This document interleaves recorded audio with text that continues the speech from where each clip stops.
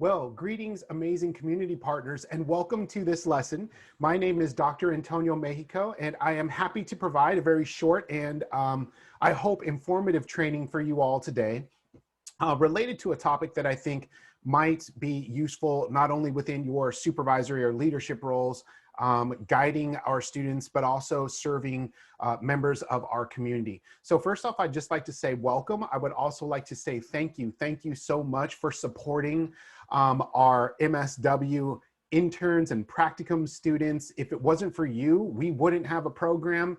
And if we didn't have a program, we wouldn't be able to collectively make the impact that we are making in our community. And so I genuinely want to say thank you. We appreciate you more than you know. And so today what I'm going to do is go ahead and start up with the PowerPoint for today's training. And like I said, I'm going to do my best to keep this short. And I hope that this information is useful for you. So the title of the training today is Why You Mad Carnal? Examining Terminology Applied to and Amongst Latin American and Indigenous Populations. Now, if you are Spanish speaking, you'll know this term carnal is a sort of slang word used in Spanish, particularly coming from Mexico City to refer to bro or like brother of my flesh, okay? And so, so many of you have heard the term, why you mad, bro? And so we'll use this term with a little bit of a Spanish flair. Why are you mad, carnal? And the reason for that is because we're going to examine terminology applied to and used amongst our Latin American population. And the reason why we are going to do that is because roughly, as we know, across the board in social services industry serving in the community, particularly within Southern California, on average, the population of Latinos that we serve within our organizations hovers around 30%, usually around there.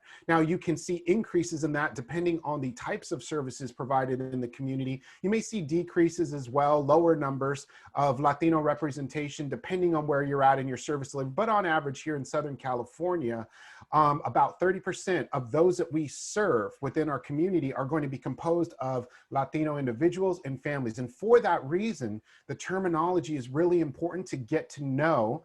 And so what I'm going to do today is I'm going to provide you with a little bit of a background on some of the terminology, some of the words that are floating out there to describe Latin American and Indigenous populations.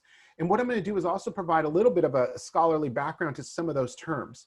And I'm going to make a case that the reason why it's important to know this terminology is not only because 30% of those that we serve represent this population, but also because the words that we use in our genre of social work, in our application of doing social work with others, very much matters to the clients that we're serving. And so if this is any help, any clarification, this is why I wanted to provide this training to you.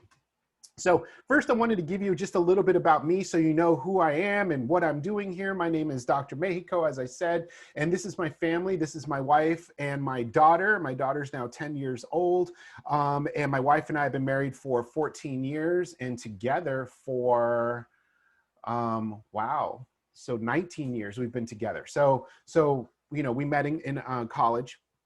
I am a Dodger fan, professed. Please don't hold that against me if you are a fan from another team, but I am a Dodger fan, born and raised in Los Angeles and later in the Inland Empire when we moved. I'm a Star Wars fan, all things Star Wars. I grew up with the franchise and continue to love it now and enjoy the Star Wars franchise with my daughter. That also, of course, probably is no surprise to some then that if you're a Star Wars fan, chances are you're also probably into comic books as well. Some people have asked me the age-old question, are you DC or Marvel? And that is a very tough question to ask. So what I would respond with is, as a kid growing up, I leaned towards DC. Later, I started to move over to Marvel, and that's purely because the films have brought the characters to life in a very special way that I am allowed to now engage with these characters in a new way with my daughter watching the movies, which has been an absolute blast to do. This is my pet bulldog, Rosie. She is a rescue. I am a big dog fan in general. I have 3 dogs, all rescues. This is our newest one to the home, been with us about 1.5 years, came from a rough background, is an absolute beast, untrainable and stubborn, but I love her all the same. I love English bulldogs. And she actually destroyed the front bumper of my brand new car, literally ate it, if you can believe that, ate 2 holes into the front of my car. And she's still with us. I still keep her. So it's hard to say no to a face like that. So that is Rosie. Finally, one personal thing about me, I like tacos. I like food. I just like to eat. So that's a little bit about me. So if you are a foodie, then I'm sure you know what I'm talking about. Finally, professionally, I wanted just to provide you with a brief background of professionally what I have been doing in this career and what I'm bringing to the table regarding our training today. So for the past 17 years, I've been serving in the fields of child welfare, juvenile justice, education, and our mental health systems of care. Primarily in the context of serving at-risk youth and their families or children with complex needs, mostly those who have experienced high levels of trauma and abuse.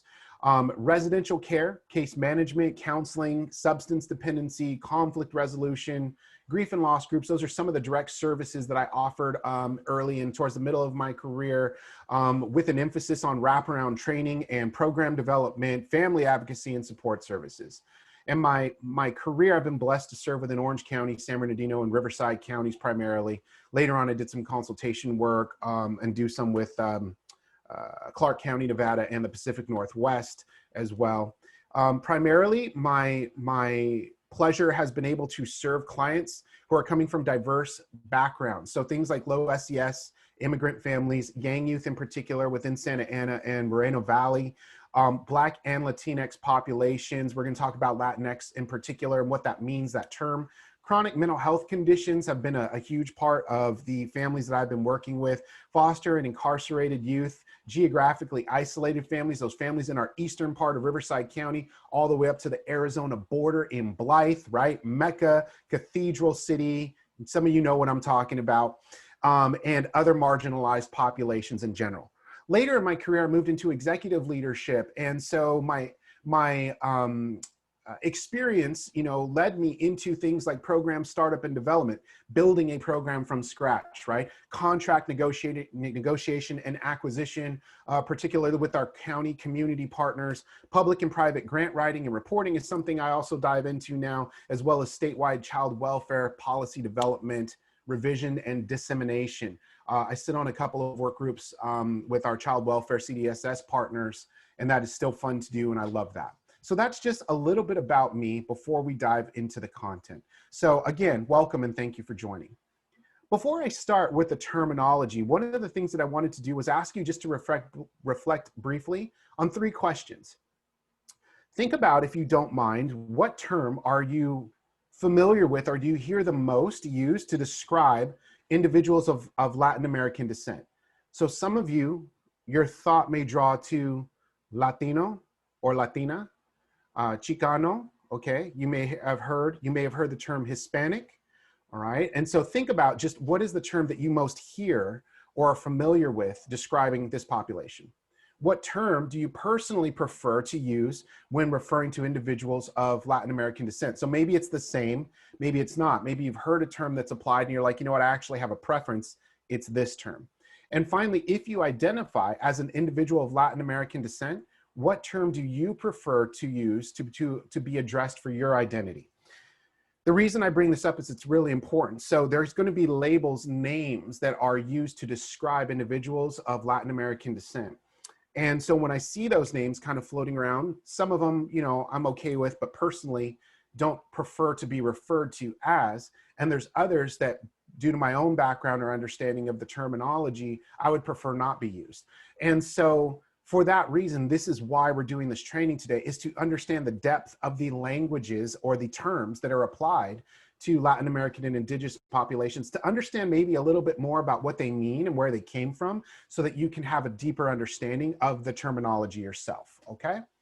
So one is I want to provide a little bit of clarity related to our topic, because I'm using a very broad term. If you already noticed, Latinx I used, and I also use Latino a lot, okay? And so that's with purpose, because I'm going to unpack these terms a little bit later. So I want to provide a little bit of clarity about the population that I'm discussing, so we have a context to that.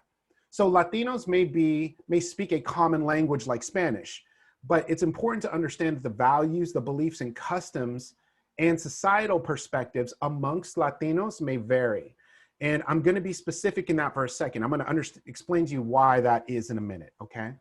There are actually various dialects of Spanish. So it's important to understand that someone from, let's say, Mexico, and an individual from Bolivia, or an individual from Argentina, okay, may speak different variations of the same language. And it's important to understand that the meanings and connotations with that language may also change. Sometimes there's a belief that if you speak Spanish, you can interpret amongst multiple Latino populations. Generally, that might be the case in terms of a rough interpretation, but there are also words, terms, and nuances to the language that may not cross over, may actually have a different meaning from what is intended in a different dialect of Spanish. And so it's important to understand that. Don't clump them all together. We do not want to assume then that all Latino cultures are the same. So when we do that, what we're doing is we're saying, well, if you speak Spanish, maybe you're Mexican. Well, in Southern California, we used to be in the 60s and 70s, that would probably be the case. But now in 2020, let's take an example of in Riverside, while there still is a large population of individuals of Mexican descent, we also have a large immigrant population that's moved over from El Salvador, Argentina in particular, Guatemala, okay, and other countries. So what's important to understand is that if we hear the language of Spanish being spoken, we can't automatically jump to identifying all one nationality, okay? And what that does is for the individual who maybe is Guatemalan, but has now been labeled as Mexican, because of the language that's being spoken, that can nullify that individual's culture and their identity. And so we want to try to avoid that, right? So it's important, and I want to place an emphasis on this. Here is an example of some Latino groups based on their countries of origin, but this is not an exhaustive list. I would need more slide pages to show you if I listed every single country, but I wanted for us to understand that when we're referring to Latino populations in Latin America, it's actually a broad scope of a large number of beautiful countries, ethnicities, origin, and values and beliefs that come from Latin America. And this is why we can't always label everything as one. All right, so countries like Argentina, Bolivia, Chile, Colombia, Costa Rica, you know, all of these countries you've seen here, the Dominican Republic, Uruguay, Venezuela, these are all countries that when individuals come to the United States would fall under a broader category, and I'm going to provide those terms in the next few slides, of how we categorize in the lens of our country in US culture. And so this is why oftentimes as practitioners in the field, as supervisors, as case managers, we want to get to know our population. Where are they coming from? What is their country of origin? What values, beliefs, dialects of language do they speak, so that we can honor the identity of that particular individual? So just a little background there. Before we move into the terms, there's one last bit of clarification that I wanted to provide, particularly as it relates to our experience of serving Latino populations here in Southern California. And the reason why I think this is important is because we know that in our culture, whatever our language is, if we speak English, Spanish, or another language, and let's say that as our first language, then we also know that language ties to emotion. And what's really important to understand is language evokes an emotional response, okay, in individuals. We know this is already something that we can identify with, right? Sometimes if we were called a nasty word, we know we're automatically going to have an emotional response to it. So for that reason, it's really important to understand, well, where do some of those emotions come from? They often come from our own experiences throughout our lives. This is where I just want to draw 2 minutes on the civil rights movement as it was impacted here and occurred within the state of California. So a lot of folks tend to think now that California is sort of this bubble of progressivism and liberalism amongst within the states of the United States. What's important to understand, though, is that the history of California, particularly in the civil rights movement and prior to that, was tense in race relations. So a lot of, during the civil rights movement, and with good reason so, was the emphasis was placed on the racial injustices impacting our African-American citizens in the United States, it's also important to understand that California was not this bubble of acceptance during the civil rights movement.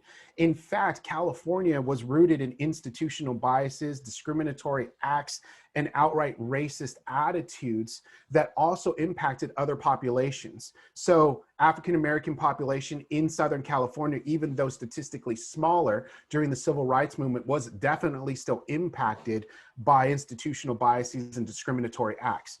On top of that, though, here in California, heavily discriminated groups or oppressed groups would have included Mexican or Mexican Americans, as well as Native Americans and the Chinese in particular. So any individuals who were coming from this country, are coming from another country and relocating to Southern California or existed here for generations, if they were of those backgrounds, they were also discriminated against heavily. Here are some examples of that. Within the state of California during the civil rights movement, Mexicans were not allowed within certain public settings, restaurants, or stores. So there was segregation that was occurring here in Southern California. Signs were being posted, right? Similar to this picture here, dogs and Mexicans, banning dogs and Mexicans. And actually, and this practice existed in Riverside, there were days when, if you were of Mexican descent, you were allowed to swim in public pools. But the reason for that was because you were not allowed to swim in those pools on any other day. And the day after, like say, for example, here, Mexican Mondays was there. So if you were of Mexican descent, you would go in and swim in the pool. And that would be that at the end of the day, the pool was then drained and refilled because they believed they didn't want any of the, what were perceived as germs of Mexicans being transferred over to any other swimmers later in the week. This existed here in California, here locally in Riverside. In addition, discrimination via public segregation, schools, okay, within California were segregated by race. So particularly Mexican, Asian, Native Americans attended specialized schools here even locally in Riverside, all right, that also were segregated by race or ethnicity. And finally, what's important to note, one of the biggest factors that impacted the state of California, particularly the experiences of Latinos in Southern California, was the Bracero program, which was a set of diplomatic agreements and laws that was implemented in 1942. Some of you have heard of this. The formal term is the Mexican Farm Labor Agreement. We call it the Bracero program, from the Spanish word brazo, meaning arm. And when we say someone is a bracero, then that means that they are a laborer, okay? They're someone that works with their hands. And so the Mexican Farm Labor Agreement was the largest contract labor program in US history, was later terminated in the 60s, which resulted in millions of individual contracts allowing entry from Mexico into the US to provide farming and labor to support the war effort during 1942, to continue to harvest the crops during World War II and keep the economy running, but also to expand in that boom of the post-World War II economy. The reason I bring this up is because when I go into some of the terminology, particularly when it comes to terms like Chicano or Chicana, all right, that is going to have an emotional reaction to individuals who are from maybe the baby boomer era, but that's also going to have a political connotation to it as well. That's important to understand when we start reviewing this content, okay? So just a little background there. So let's go ahead and move into some of the terminology, right? I'd like to talk about terminology first as it's applied to Latin American and indigenous populations from a US lens. So this is coming from our culture. Many of you have seen these terms or heard these terms. They sound familiar to you, right? Terms like Chicano, Chicana, Latino, Latina, Latinx, okay, or Hispanic. So some of you have heard these terms before. We use these terms, but what's important to understand is, where did they come from? What is the background? What are they associated with, right? So I wanted to provide you just with a quick sort of background on some of these terms. So this notion of Chicano or Chicana, all right, is specifically referring to individuals of Mexican descent, but that live here in the US. And now I wanna make that important. We're gonna emphasize why that's important in a second here. So the word Chicano, okay, comes from an Aztec word, mexicas, okay, which the Spaniards later changed to mexicanos, okay. They changed the chicas word, okay, to C instead of S, okay, and it was easier for them to pronounce in the Spanish language. And so what happened was, then for short, they would be referred to as Chicanos, okay, by the Spaniards. This later turned into Chicanos here. So it's important to understand is that if you are from Mexico and currently live on the border of Mexico, you live within the country of Mexico, then that is a different term than we use than from an individual who was either Mexican and then through the US treaties of when California and parts of Texas became US side, you were no longer considered Mexican because the border had changed, right? You were once living in Mexico and now you no longer are living in Mexico.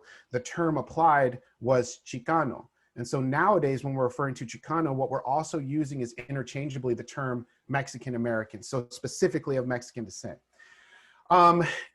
The term Chicano also was starting to use heavily and picked up steam in the 1960s during the Chicano movement of the civil rights era. So this is why there's a political sort of emphasis placed on notions of empowerment, solidarity, and advocacy, okay, within the Mexican American heritage and experience. The term that we use for that is called La Raza, or the community identity, all right, of being Chicano and what that entails having the experience in the United States, okay?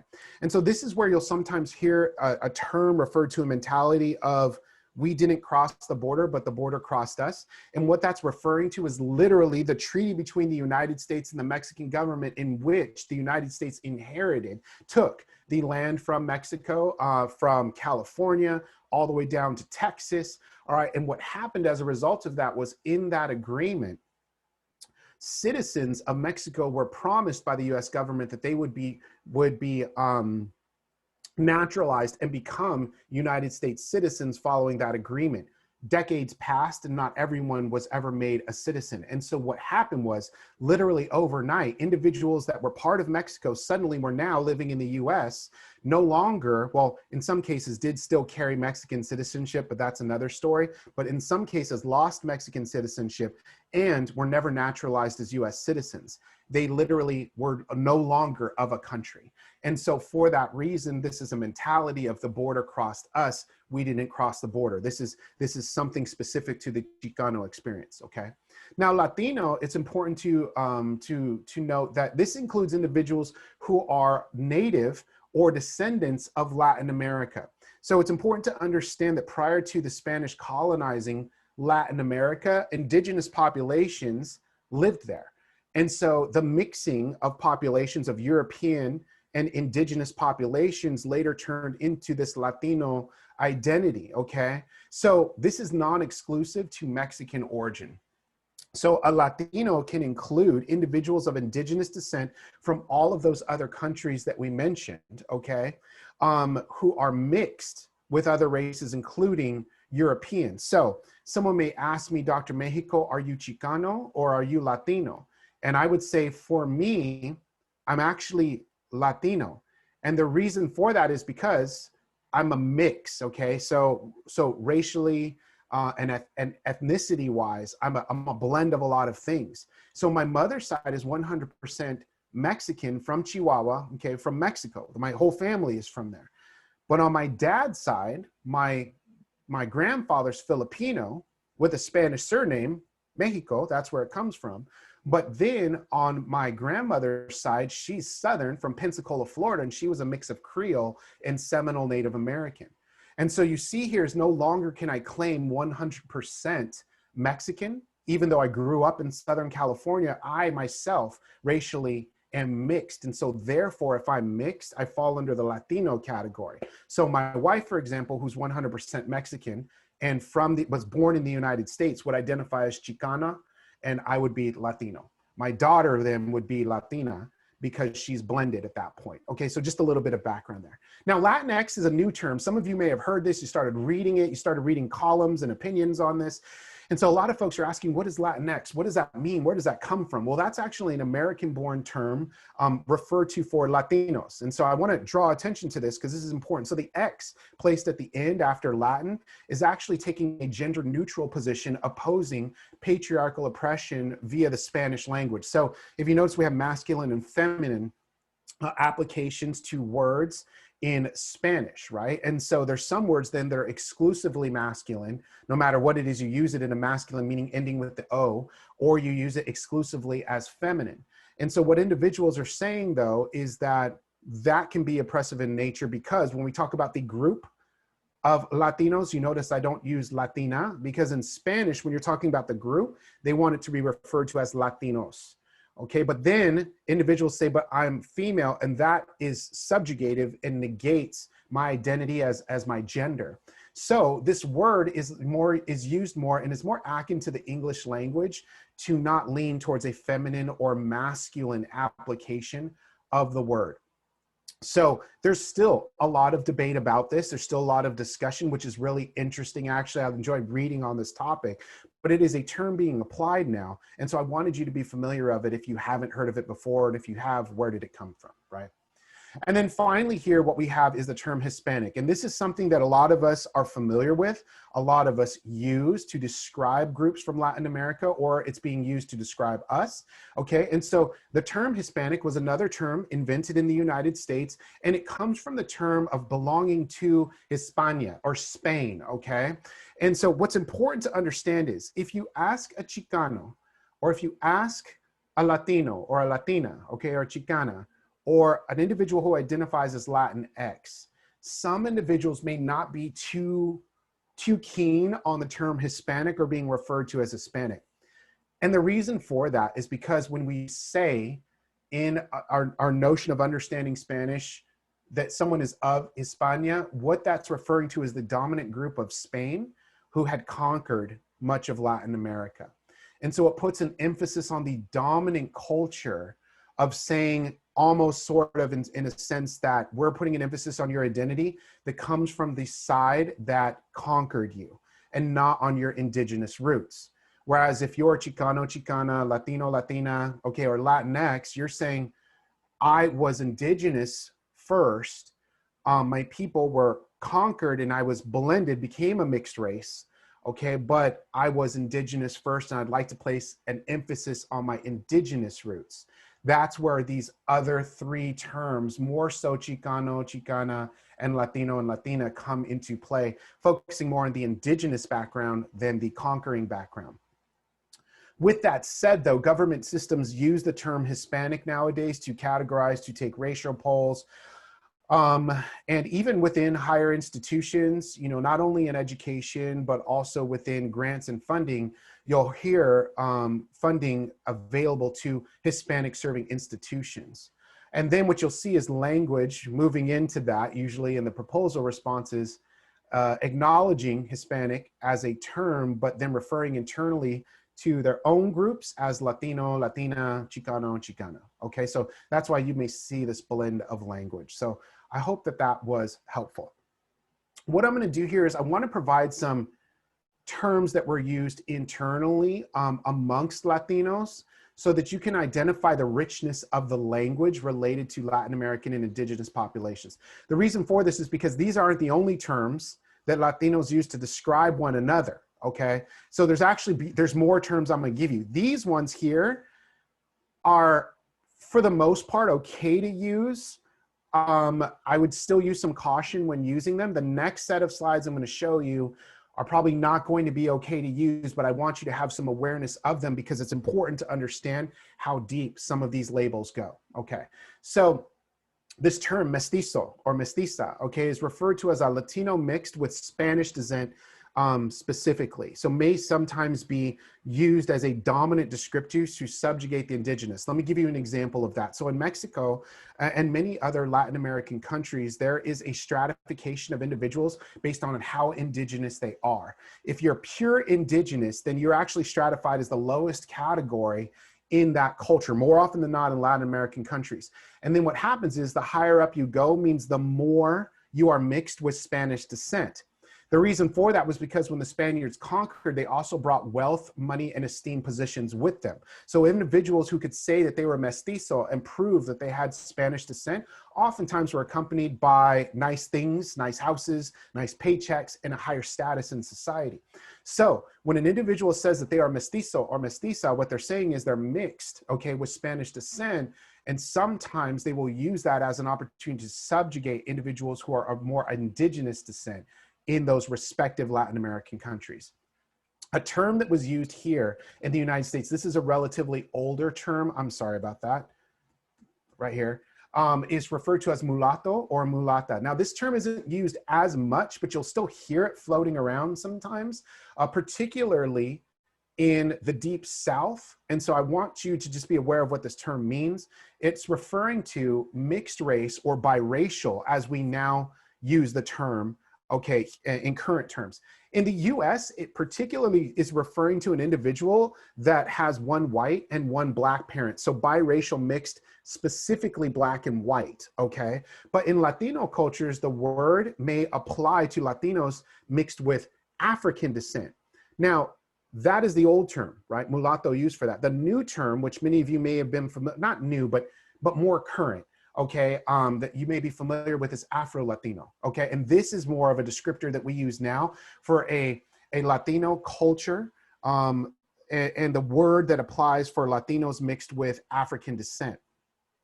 With it brings rich and beautiful examples of spirituality, music, the fusion of food and culture between Latin America and Africa, very rich in its blend. And so Afro-Latino is a term that's used now to describe that blend.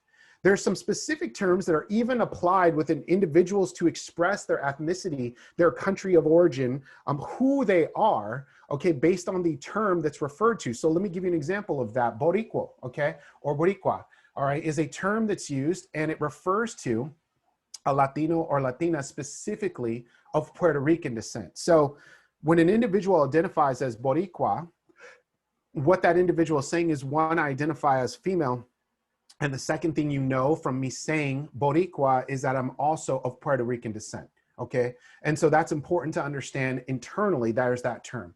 Another term that you'll hear sometimes within the Latino community is Guajira. Okay, and Guajira is used in two countries, in particular Cuba and Colombia, all right? And usually refers to a female who comes from the country. Peasantry is the connotation that's drawn from it, but country girl, I guess in the United States, would be more of the equivalent to that. So if someone's identifying as saying that they're Guajira, or someone is identifying the person as Guajira, they're saying they're probably from one of those two countries. They're probably not coming from a lot of money. They're coming from a rural background, okay? So these are terms used to describe internally, okay, Latin American and indigenous populations. Now, before we go into the very last set of slides that I have for you today, I'd like to put an emphasis on this one message, and I'd like to use an amazing person to emphasize the message that I want to share with you before going into the next slides. The next slides that I'm going to demonstrate to you are terms that are used within the Latino community to describe one another. And I want to be careful how we use them. And the reason why I want to be careful with it is because they can have derogatory connotations, not only for someone that's non-Latino, all right, who is applying this term and using it to a Latino or a Latina, but what's also important to understand is even amongst Latinos, this terms and the descriptors can be derogatory. The reason why I'm bringing them to you is because it's important to understand their origin, because they're used very commonly within the community. Sometimes we use words without understanding fully what they mean. There's an important lesson that I'd like for you to share before we go into that, so you understand the emphasis that I'm placing on why I'm sharing them with you for your knowledge, but not with the intent to use them. And that comes from a lesson from Maya Angelou. And the reason why I chose Maya Angelou is because, one, she's just an amazing person, right? Maya Angelou, I don't know if you knew this, was a poet and a scholar, right? Who was actually mute until the age of 5. The first 5 years of her life, she couldn't speak a word. But later she ended up speaking 6 languages and was an interpreter, international interpreter. She went on to lecture, to write poetry, to share her knowledge all over the world. She was actually the second poet in US history to recite a work at a presidential inauguration. The reason why I cue into this, though, is because Maya Angelou had a beautiful understanding of what words meant to people. She understood that words could be used to uplift, but words could also be used to oppress. And so in the notion of sharing the next slide with you on terminology, I would like you to understand that the intent in understanding these words is to understand the power behind them, with the goal of not using these words to oppress, but to lift up, right? So this is literally a minute and a half. I'd like to share with you this lesson that Maya Angelou shares and believed regarding language. And then I'm going to tie it into our lesson. So let me go ahead and stop screen share. And what I'm going to do is go ahead and share our video with a brief message from Maya Angelou.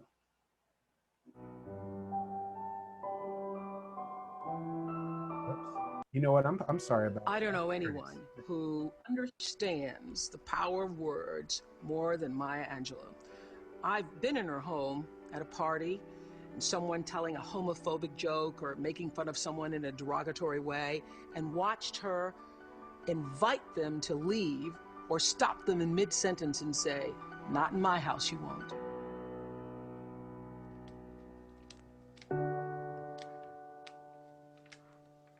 Words are things, I'm convinced. You must be careful about the words you use, or the words you allow to be used in your house.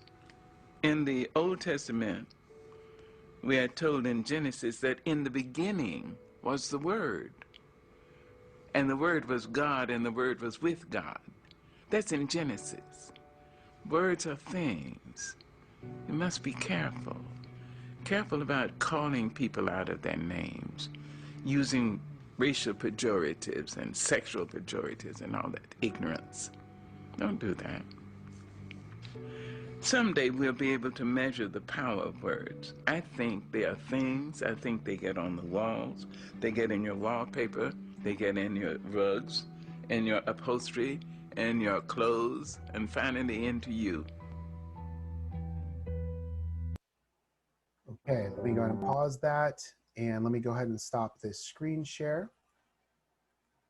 All right, so the reason why I wanted to share that with you in particular was because I'd like to place an emphasis on this fact, this message that Maya Angelou shared about words or things. And one of the beautiful things that I took from this message is, if you notice, she said something very powerful at the end there. So words, when we throw them out, one is we can't get those back, right? We can apologize for the terms that we use. We can say we're sorry and be genuine about it. But what's important to understand is once that word has left our mouth, there's no physical way to ever pull that back. And what Maya Angelou was so eloquently speaking about was this notion, as we begin to spread these words, these racial pejoratives, and all of these other things, not only can we not get them back, but they get into us. They get into us when we hear oppressive language being used, and then we start to believe that maybe we are of, or really are, less than as a result of those terms being put on us. If we spread racial pejoratives and use negative language to describe others, we begin to believe genuinely that we are better than another group. So these words get into us. And so some of these words have made our way into our vocabulary as people, as Latinos, as individuals, whatever the case is. But what's important to understand is once we begin to understand some of these words a little bit better, we can start to understand better the impact that they have on other people. And so this is why I just wanted to share this brief video with you. And let's go into the terminology here. So once again, these are dual meaning terms related to Latin American and indigenous populations. And again, what I want to caution us is and as we learn from Maya Angelou, right, is that words are things, right? And so when we use these words, we don't want to use them in a professional context after I describe a little bit about the emotions tied to some of them or their meaning, right? So let's go into this first one here, pocha or pocho. Okay, now this word here can have a derogatory term. So again, we don't want to use it. It's coming from a notion of this phrase in Spanish, ni aquí ni allá, meaning neither here nor there. All right, and what that refers to as an individual in Latino culture being considered an outsider even within their own culture. And this is usually applied to individuals of Mexican descent. And they target, this word is basically referring to calling someone out on their fluency in Spanish, their appearance, and their cultural identity. And it refers to this term when you call someone a pocho or a pocha, what you're saying is that they fall lighter on the scale of Mexicanness, that they're somehow less Mexican than another individual. I'll give you an example from personal experience. I am considered your textbook Pocho, okay? So I'm blended race of Mexican descent though. Spanish was during the time when I was growing up, my family had come from Mexico during the civil rights era. They were taught to assimilate. They were taught you'd never speak Spanish outside the home. You only speak it in the home. In fact, people were assaulted in East LA for speaking Spanish outside of the home. And so for this reason, Spanish was something that was optional in our household. So I grew up understanding a lot of the Spanish around me, but not fluent. So very broken in terms of my own Spanish. And what happened is I grew older then, sometimes, and this you'll see this, you're being termed as a pocho or a pocha, is that if you continue to advance, sometimes in your education, individuals will feel like you're straying from your culture and that you're becoming less associated with that. So if you're no longer fluent in Spanish, if you're no longer partaking in some of the activities that are considered more culturally grounded, then you may be referred to as a pocho or a pocha. The problem with that then is that it gives this inferiority complex to that individual because you feel like you can't really fit in with your own family because they don't see you as necessarily one of them. You feel like you don't necessarily fit in all the time with dominant US culture because you're of color. And then sometimes what that means is though, if you were ever to go to Mexico, you definitely don't fit in because you're not fluent in the language. You don't look like everyone else in the same respect and all of those things. So this is this identity issue, a term we refer to sometimes as internalized oppression, or you'll hear it referred to as imposter syndrome, right? Where an individual feels less than as a result of who they are in their own culture. Now, there's two terms here that I want to, of course, with caution, right, bring your awareness to, and they're both similar kind of, but they're used regionally within California. One is Paisa, which is typically used as a term in Northern California. And then we have the term didnt is used in Southern California. Please do not use these terms in any sort of professional context. I would be cautious about using them at all, but this is what I wanted to explain. So this term Paisa comes from this word, the word, sorry for that typo there, paisano, which means countryman, okay? So doesn't sound that bad, right? But it may also be used to describe a Latino whose appearance is country. So some individuals, Latinos, will use this amongst one another because they're proud of that country heritage, something like being like a country boy or country girl, okay? So in Northern California, if you look the look, if you've got the jeans and the belt buckle and the boots and the nice shirts and the hats, another Latino may refer to you in a nice way, right? Meaning from a heartfelt way, as saying, hey, Paiso, Paisa, you're a Paisa. And some individuals say, okay, I'm okay with that. But sometimes other groups may refer to Latinos as a Paisa with the intent to belittle or say that you're less than because you're coming from a country background. So that's why it's important to understand. Now, didnt in particular is a term that carries a heavier negative connotation here in the United States, and particularly in Southern California. Some individuals may be okay being called didnt, but generally that's not the case. So didnt is actually the shortened word for chuntaro, and chuntaro places an emphasis on individuals' indigenous appearance mixed with Spanish descent. So here in Southern California, you'll hear Latinos making fun of other Latinos, calling them didnts because they look more indigenous, like they're from Mexico and less blended than an individual, let's say, that maybe carries my appearance, doesn't have as many indigenous features, okay? And so sometimes this term takes on a Spanish version of the word wetback. And we all know that wetback is referring to an individual who crosses the border illegally, is exactly what it's referring to as. Wetback meaning they're wet from crossing the river, okay? And so this is a derogatory word which we want to avoid. The connotation that didnt carries with it also refers to the appearance and lifestyle with a negative tacky connotation. So saying that like your country, but in a bad way, in a tacky way, okay? And so it's considered that if you call someone a didnt, you're also inferring that they're uncultured or lower class. And so for this reason, we consider it derogatory. And so that's that term that's used particularly here in Southern California. Now, Also throughout the 1940s and 60s, there was a couple terms that were adopted in US culture as counterculture to the emphasis placed on assimilation here in the United States. So these terms here, pachuco or pachuca or cholo or chola, originated in the 1940s through the 1960s.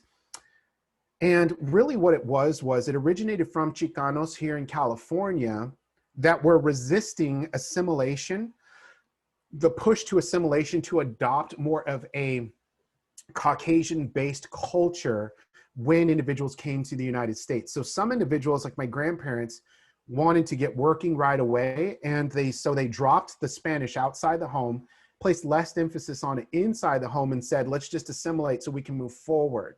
Other individuals said, I'm not comfortable with that. I don't want to shed my identity. I want to be who I am, but I also want to be part of American culture, but in my way. And so this is where individuals said they started identifying as Pachuco or Pachuca or Cholo or Chola. And so these are where things like zoot suits, lowriders, they originated during this era. These were all counterculture, right? So if you're gonna wear a suit, but I wanna wear a suit and still be me, I'm gonna make my suit baggy and longer and cut, and I'm gonna have a nice hat, right? And it's gonna be flashy. Or if I'm gonna drive a car and I finally have reached a place where I can own a car in the United States, I want it to stand out. I wanna let people know I've made it. I wanna be there, I wanna make a statement. I wanna express my identity through my vehicle. And this is where lowrider culture came from. Just side note, I'm a car guy, so love all cars. Lowrider culture in particular is just fascinating if you ever have a chance to dive into that. But anyway, that's neither here nor there. Finally, in the 1940s and 60s, what you would see is pachucos or cholos or cholas and pachucas engaging in code switching. This was visible because what we saw was an emphasis now sometimes being placed less on Spanish being used definitely outside the home and also in the home. So what you have are individuals that were speaking English and then switching over into Spanish words and back into English in the same sentence or conversation. A lot of folks do that now who are bilingual. That's actually not, so some people say that's speaking Spanglish. That's different. Spanglish is when we take words that maybe didn't exist in Spanish to begin with, and we take a word from like English and kind of mold it into a Spanish sounding word. So like lonche is a term that was there, right? We don't use lonche in Spanish, that's almuerzo, right? But then when in the US, we'll refer to, that's Spanglish. When we say code switching is when, you know, you'll be talking to a friend and say, hey, you know, carnal, the other day I went down to the venda, you know, and I picked up, dos, cans of sauce for my abuelita, and then later, I'm gonna go down to the park, and I'm gonna chill with my homies. And so they're switching from Spanish to English in the same sentence, and so that is considered code switching. Now, what's also important to understand is later pachuco, cholo, these kind of terms also refer to cultural gatherings in which they will carry a gang connotation then as individuals, if they committed crimes, then also refer to this language as referring to that lifestyle. So these are some of the terms that we use internally that I wanted you to be aware of, but also, like I said, in regard to my Angelou's lesson is, let's be careful, right? How we use these terms, because as you can see, there's some strong imagery placed right on this language. So finally, here's what I wanted to say, and this is where I'll wrap up for today. After reviewing these terms and having a chance to dive into them a little more deeply, I'd ask you to refer to these last two questions, right? What term do you personally prefer to use when referring to individuals of Latin American descent? Does it change at all? If not, maybe that's fine, but maybe it did, I don't know. But now, hearing those terms, how would you refer to, let's say, Latinos that you are working with? And if you identify as an individual of Latin American descent, what term do you prefer to be used to address your identity? So maybe some of that's changed, maybe it hasn't after examining some of these terms, right? So I hope that this was useful for you. I wanted to say genuinely, thank you so much. You all are the best for taking part in today's training. Again, I want to say a huge thank you on behalf of the MSW program for the support that you've given our students, for the support that you've shown our program and our institution over these past 4 years now. It's been amazing. We are so grateful for you to come alongside us and to really collaborate and support us and our students. We want to continue to support you. So if there's ever anything that we can do, feel free to let us know. Thank you so much for your time. I appreciate it. Have a great day.